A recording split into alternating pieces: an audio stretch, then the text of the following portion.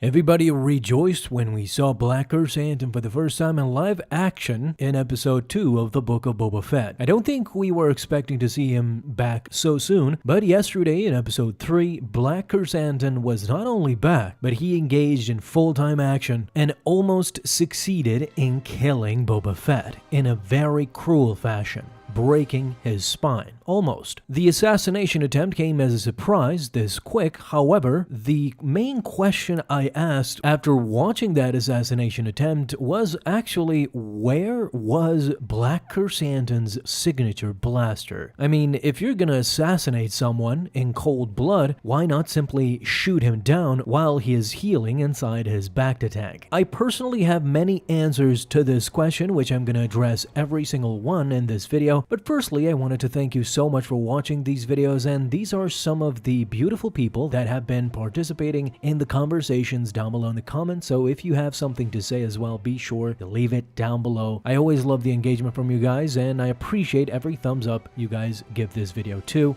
So with that, let's start with why Black Krrsantan did not use his blaster in the assassination attempt of Boba Fett. In fact, not only did it not use it, it was nowhere to be seen. To answer this question, let's start first with Black Krrsantan's past. You see, his past wasn't very much explored in the Book of Boba Fett, a mention here and there from Boba, but if you read, of course, the comics, this is where things start to become much more clear. For avid comic readers, we all know that Darth Vader actually hired both Boba Fett and Black Krrsantan to track down the Millennium Falcon and to track down Silo as well. Black Krrsantan debuted in the 2015 Darth Vader comic series, issue number 1 in fact, which takes place immediately after A New Hope. But you might remember that in this series, Boba Fett actually calls Black Krrsantan a gladiator, and his past as a Wookiee gladiator is very much fleshed out in Star Wars Dr. Aphra issue number 1 in 2017.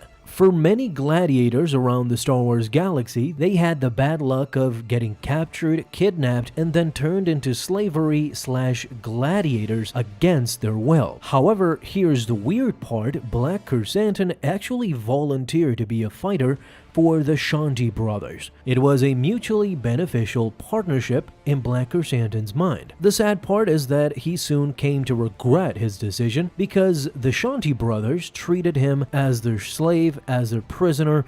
They used abuse and torture through many rigorous training sessions and battles against Black Krrsantan. To make matters worse, they even went a step further in attempting to make Black Krrsantan into a half Wookiee, half cyborg, because they injected metal into his hands to give him permanent knuckle dusters. Whatever the case, it was through many victories inside the gladiator pit that Black Krrsantan created an impressive and ruthless reputation as a fierce gladiator. Afterwards, he escaped and became a bounty hunter for Jabba the Hutt, which ultimately resulted in him being hired by the Twin Hutts, as we see in episode 2 of the Book of Boba Fett. Now, even though Black Krrsantan worked for Jabba, he would often, through his own will, would return to be a gladiator inside the fighting pits, seeking to defend his title as the galaxy's most fearsome gladiator. With this, you can see what mattered to Black Krrsantan most. It wasn't his career as a bounty hunter, it was his name as a gladiator that he wanted to protect the most. This is why Boba, when he ultimately releases Black Krrsantan in episode 3,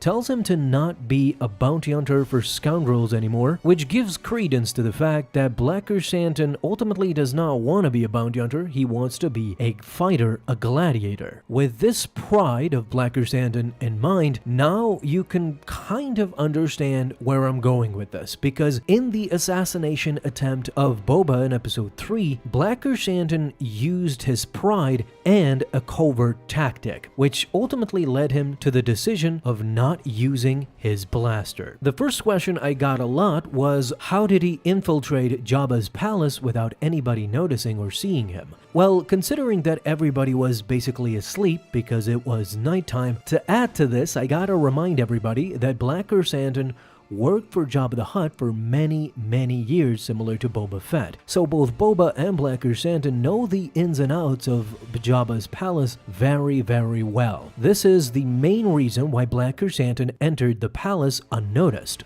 and he ultimately made his way to one of the upper rooms where Boba Fett was laying there healing inside his Bacta pod. Again, going back to the covert nature of this operation or this assassination attempt, it is possible that the twins perhaps ordered Black Krrsantan to assassinate Boba quietly without raising hell, knowing that the Gamorrean guards and Fennec Shand would immediately spring into action and not only perhaps save Boba but kill Black Krrsantan. Lo and behold, they had no idea that Boba not only had these three people to protect him, he also had just hired a cyberpunk gang as well. So this is why ultimately Black Krrsantan elected to use his hands to kill Boba. Either choke him out or, as he was about to do, crush Boba Fett's spine and ultimately kill him right then and there. What Black Krrsantan and the Hutt twins did not count on, however, was Black Krrsantan's animalistic nature. His growling, his yelling,